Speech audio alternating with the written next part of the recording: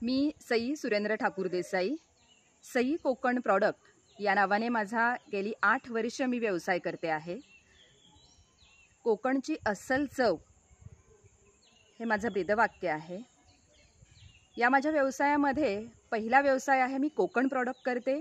त्याच्यामध्ये मी आंबा, काजू, कोकम आणि फणस याच्यापासून जवळपास माझी 17 ते 18 प्रॉडक्ट मी तयार करते। आणि त्याच्याबरोबरीनेच दुसरा व्यवसाय आहे कोकणातलं पारंपरिक पद्धतीचं जेवण, की जे आजकाल तुम्हाला कुठेही खायला मिळणार नाही, अशा जेवणाची मी व्यवस्था करते।